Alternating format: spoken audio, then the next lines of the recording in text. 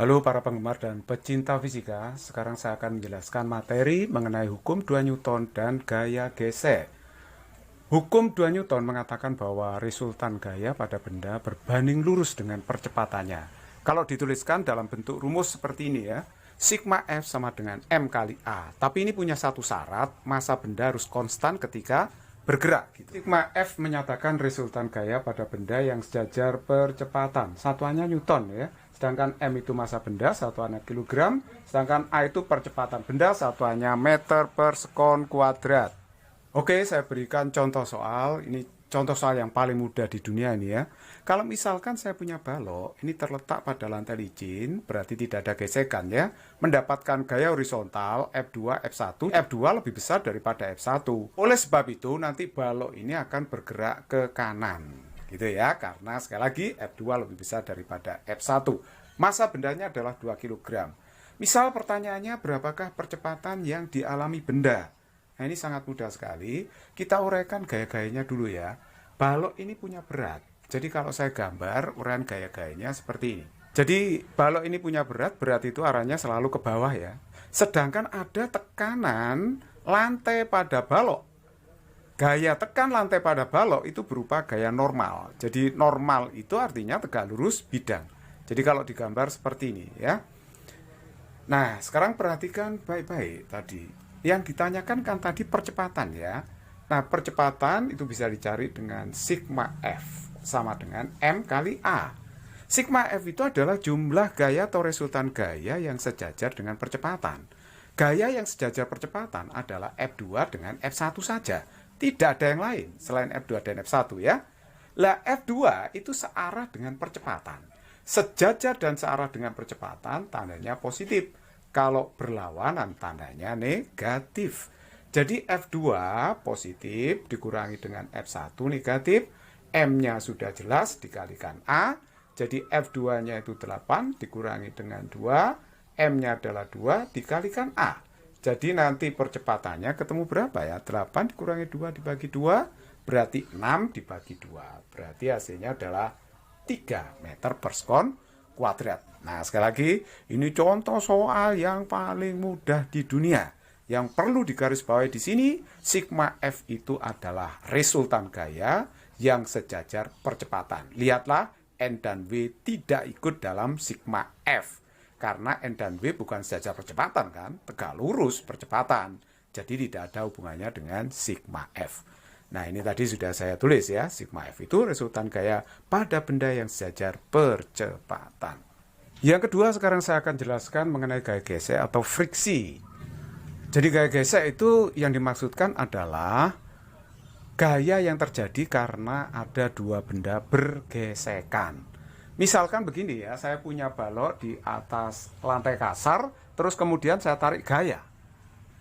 Meskipun benda ini belum bergerak, pada arah yang berlawanan itu ada gaya gesek, yang namanya gaya gesek statis.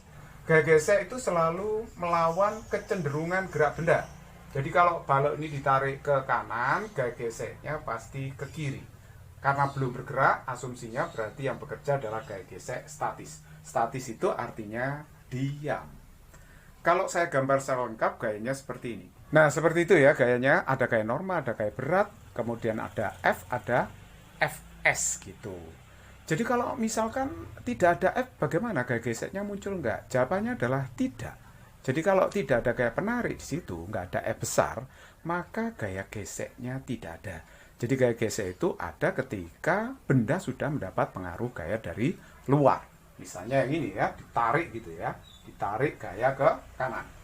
Kalau gayanya ini terlampau kecil ya, gayanya terlampau kecil, maka berarti baloknya masih diam. Jadi kemungkinan ini baloknya masih diam. Nah, diam itu artinya dalam keadaan kesetimbangan akan berlaku hukum Newton 1 bahwa sigma Fx itu sama dengan 0. Berarti F dikurangi Fs itu sama dengan 0. Jadi Fs itu menyatakan gaya gesek statis ya. Jadi Fs-nya sama dengan gaya lawannya itu.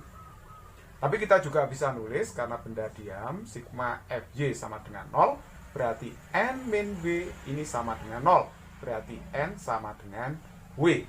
Nah, tapi gaya normal tidak selalu sama dengan W ya. Kalau W itu kan perkalian antara massa dengan percepatan gravitasi. Yang kedua, kalau gayanya ini diperbesar terus-menerus, bisa jadi balok ini hampir bergerak. Nah, kalau balok ini hampir bergerak, berarti Fs ini akan mencapai nilai maksimumnya. Nah, jadi yang kedua itu mungkin dia hampir gerak ya. Kalau hampir gerak, maka Fs itu akan mencapai nilai maksimum yang nilainya mu s dikalikan n. Jadi sekali lagi ya, Fs tadi itu adalah apa? Gaya gesek statis. Nah, itu ya gaya gesek statis, satuannya adalah Newton, sedangkan mu s disebut sebagai koefisien gesek statis. Nah, tidak punya satuan dia. Mu s itu tergantung pada kekasaran bidang. Jadi kalau bidangnya semakin kasar, maka nilai mu s itu akan semakin besar. Kalau licin sempurna, mu s-nya 0 gitu ya. Nah, bagaimana kalau misalkan gayanya itu diperbesar lagi? Nah, kalau diperbesar lagi berarti ini sudah bergerak nanti. Sudah gerak baloknya. Kalau sudah gerak, maka nanti Fs itu akan menjadi Fk. Gaya gesek kinetis yang rumusnya adalah mu k kali n. Nah, itu ya. Jadi Fk itu dinamakan sebagai gaya gesek kinetis. Satuannya adalah Newton, sedangkan mu k itu adalah koefisien gesek kinetis. Nah, begitu. Ini juga bergantung pada kekasaran bidang. Semakin kasar, maka mu k-nya itu akan semakin tinggi. Nah, kalau kita gambarkan hubungan antara gaya gesek dengan waktu, dengan nilai F yang terus-menerus diperbesar. Jadi, F-nya tadi diperbesar terus-menerus ya. Kayak penariknya tadi. Jadi, kalau kita gambarkan gaya gesek terhadap waktu seperti ini grafiknya ya. Nah, ini pertama, kalau tidak ada gaya pada balok, maka gaya geseknya 0. Begitu ada gaya, meskipun belum bergerak, akan ada gaya gesek statis. Gaya gesek statis ini akan naik terus, sampai mencapai nilai maksimumnya, yaitu mu s kali n. Nah, setelah itu agak sedikit anjlok, kemudian berubah menjadi gaya gesek kinetis. Nah, jadi kalau begitu perhatikan sini ya, Fs itu nilainya berubah-ubah, yaitu dari 0 sampai dengan nilai maksimum mu s kali n gitu ya. Tetapi kalau Fk-nya itu tidak pernah berubah, selalu tetap, asalkan kekasaran bidang itu tetap begitu. Nah, perhatikan baik-baik tadi bahwa n itu menyatakan gaya normal. Jadi gaya normal itu gaya yang tegak lurus bidang. Baiklah, untuk lebih jelasnya saya akan memberikan contoh soal. Contoh soal nomor 1. Sebuah balok masanya 10 kg yang terletak pada lantai kasar mendapat gaya horizontal F25 Newton. Bila koefisien gesek statis dan kinetis diketahui masing-masing 0,4 dan 0,3, maka gaya gesek yang bekerja pada balok. Balok ini kalau ditarik gaya 25 Newton, itu sudah gerak atau belum? Kan kita harus tahu. Ya caranya kita misalkan aja. Misal, baloknya hampir gerak. Nah, kalau hampir gerak, berarti gaya gesek statisnya akan mencapai nilai maksimum. Jadi ada Fs yang melawan kecenderungan gerak benda. Nah, Fs itu akan mencapai maksimum kalau hampir gerak. Jadi kita hitung, Fs maksimumnya itu adalah mu s dikalikan n. Tetapi perhatikan di sini baik-baik bahwa n-nya untuk kasus ini ya, n-nya itu sama dengan w ya. N-nya sama dengan w. Mu s kali w, mu s-nya adalah 0,4. W-nya m kali g. Jadi m kali g itu adalah 100 dengan menganggap percepatan gravitasi 10 meter per sekon kuadrat. Jadi kalau tidak diketahui, G-nya itu dianggap 10 meter per sekon kuadrat ya. Jadi kalau begitu hasilnya ini adalah 40 Newton. Nah, ini Fs Max-nya. Fs Max lalu kita bandingkan dengan F besar mana? Ternyata kan besar Fs Max. Besar gaya gesek statis maksimumnya. Berarti artinya benda ini tertahan, belum bergerak. Jadi masih diam gitu ya. Masih diam. Jadi gaya tariknya tidak bisa mengatasi gaya gesek. Nah, masih diam berarti berlaku hukum Newton bahwa sigma Fx sama dengan 0 diam. Itu kan percepatannya nggak ada ya, jadi sigma F-nya 0 gitu. Jadi kalau begitu F dikurangi dengan Fs itu sama dengan 0, sehingga nanti Fs-nya itu sama dengan F, berarti F-nya tadi berapa? Kan 25 Newton. Jadi kalau begitu jawaban yang benar adalah B. Nomor 2, balok A masanya 1 kg dan B 2 kg yang terletak di lantai kasar dihubungkan tali mendatar dan ditarik gaya horizontal F 120 Newton. Seperti tampak pada gambar, jika koefisien gesek kinetik antara lantai dan balok adalah 0,2, maka besar gaya tegang tali di antara dua balok itu adalah berapa? Nah, caranya kita uraikan dulu gaya-gayanya seperti ini. Di sini ada tegangan tali, cara gambarnya seperti ini ya. Jadi tegangan tali yang bekerja pada A dengan yang bekerja pada B itu sama besar ya. Terus kemudian ada gaya berat A, terus kemudian ada normal A, NA di A, kemudian ada gaya berat B. Gaya berat itu selalu ke bawah ya, sedangkan normal itu selalu tegak lurus bidang. Ada NB di sini, jadi tekanan lantai pada benda B.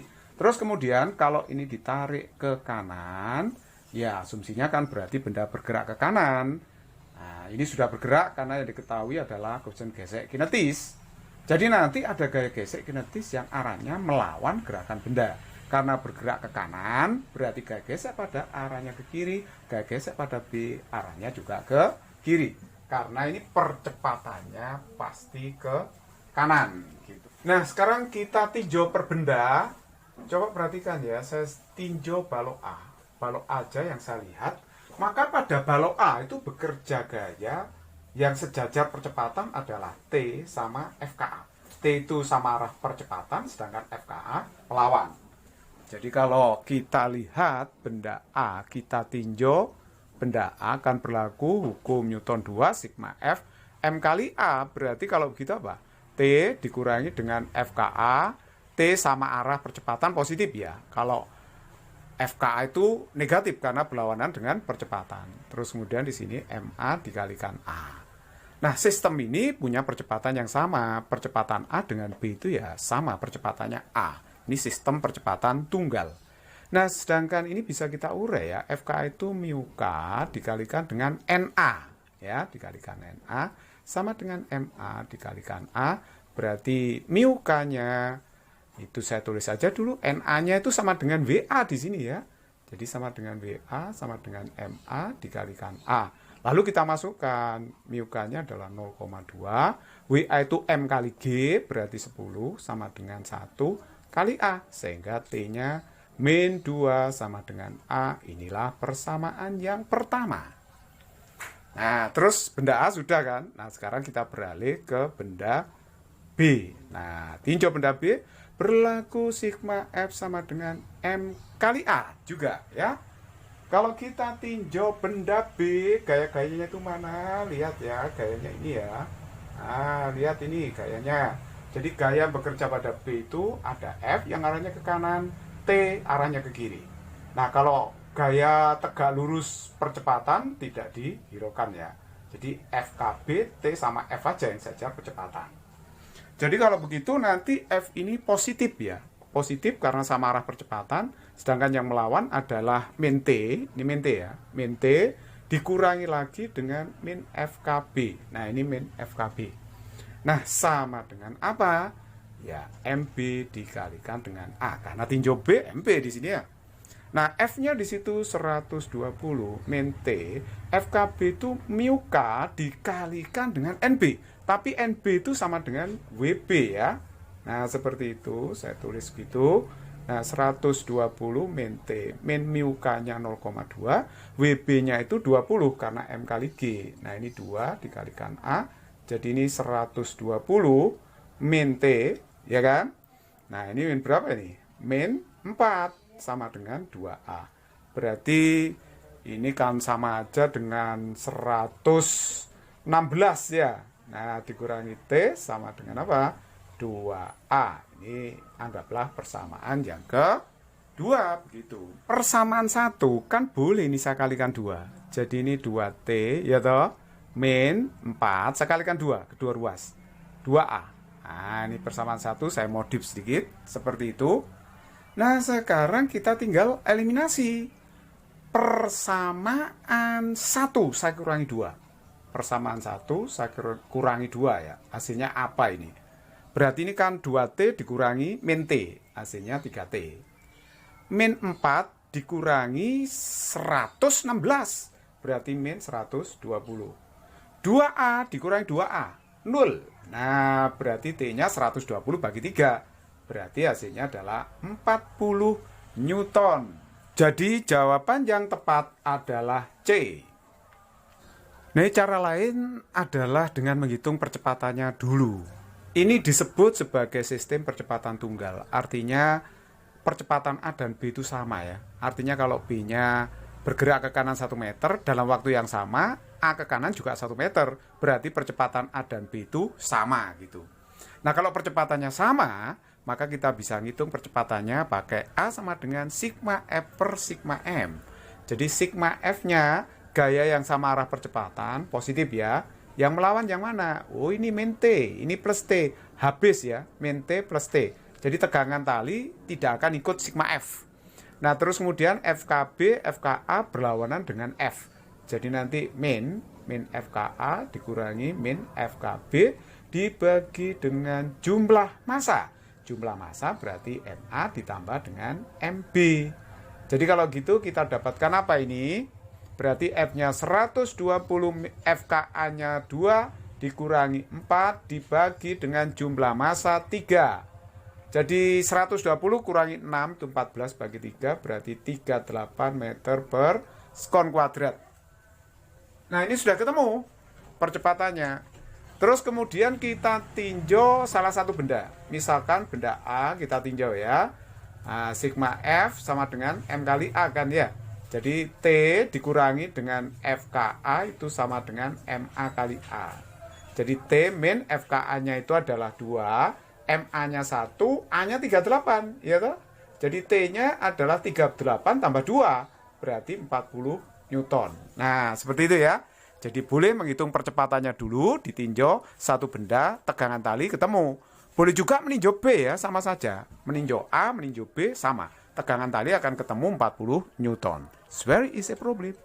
Nomor 3, sebuah balok dilepas dari puncak bidang miring licin seperti ditunjukkan gambar. Kecepatan balok pada akhir bidang miring adalah berapa? Jadi gaya-gayanya kita uraikan dulu seperti ini ya. Gaya berat itu arahnya ke bawah kan? Selalu begitu, kita uraikan tegak lurus bidang miring dan sejajar bidang miring.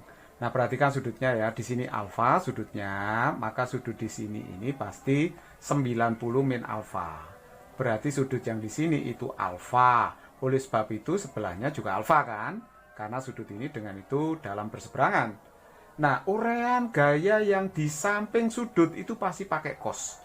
Jadi yang tegak lurus bidang itu W cos, yang sejajar bidang itu W sin.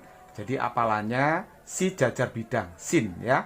Nah, karena kemiringan bidang itu biasanya pasti di sini ya. Oke. Gaya normal juga ada ya, tekanan bidang pada balok. Tapi ini licin bidangnya sehingga gaya geseknya tidak ada.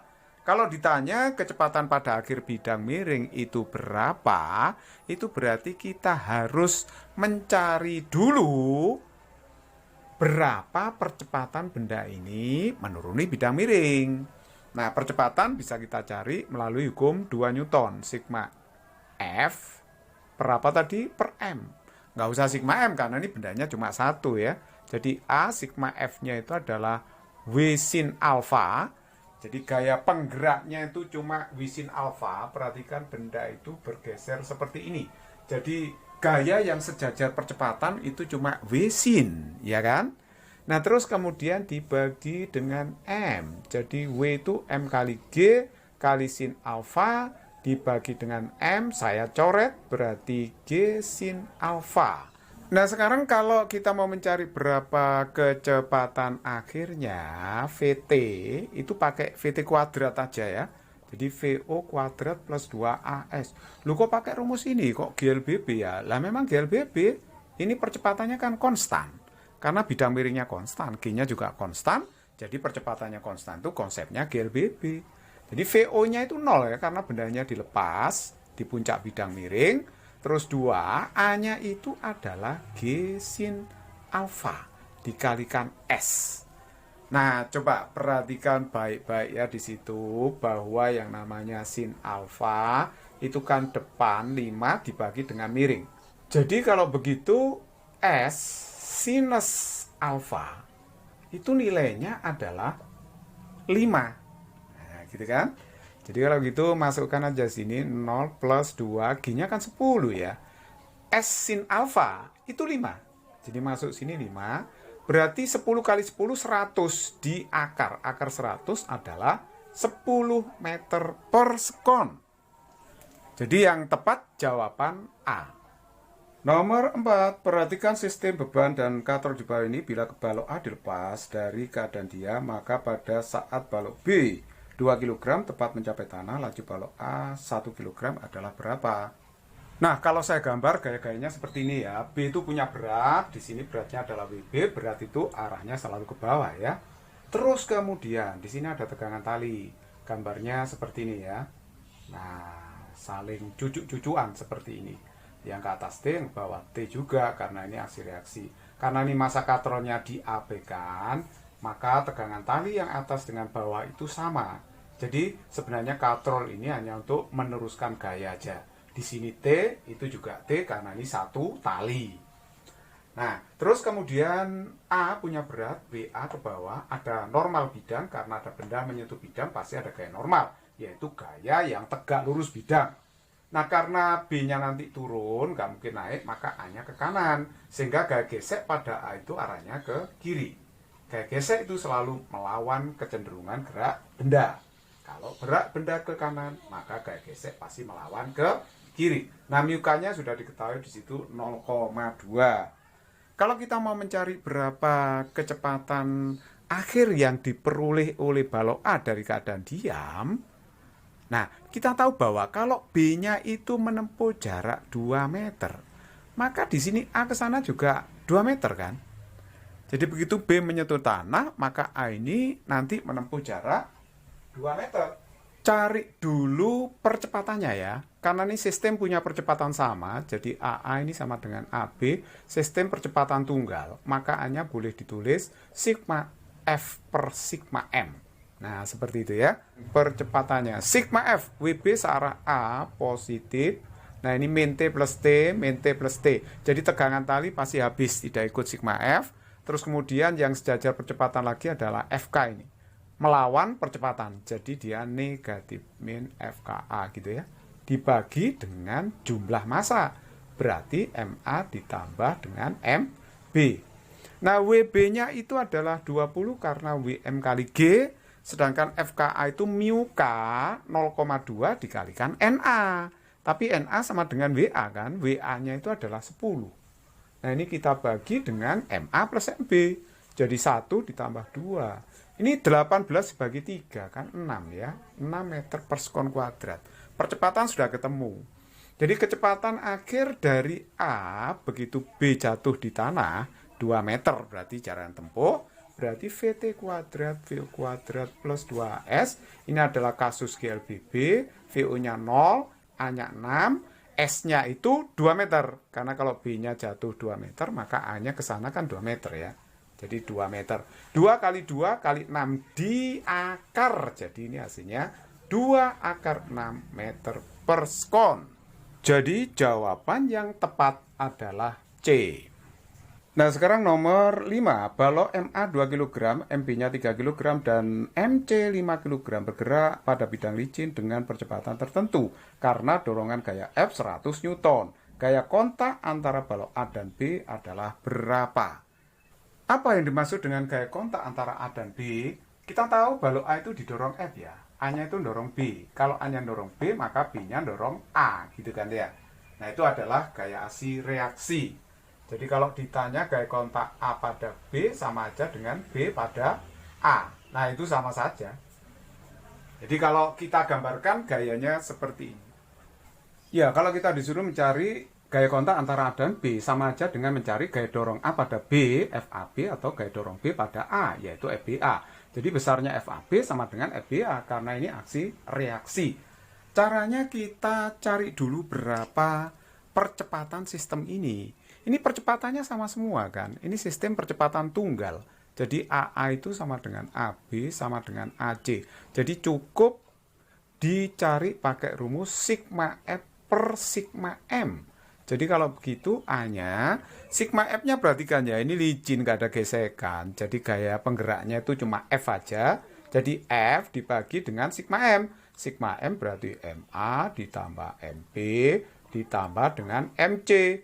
Masuk aja ini ya, 100 dibagi MA-nya 2 ditambah 3 ditambah 5. Berarti hasilnya adalah 10 meter per sekon kuadrat.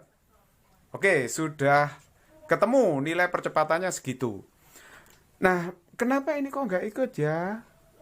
Pada sigma F hanya F. Loh, ini kalau diikutkan maka di sini min FBA ini plus FAB, tapi nilai FBA dengan FAB itu sama. Jadi pasti saling menghilangkan. Di sini juga ada gaya kontak kan, FBC sama FCB, tapi juga saling menghilangkan. Ini nggak saya gambar gitu ya, gaya kontak di B dan C. Jadi tidak ikut sigma F. Jadi yang ikut sigma F cuma gaya dorong luarnya itu aja ya.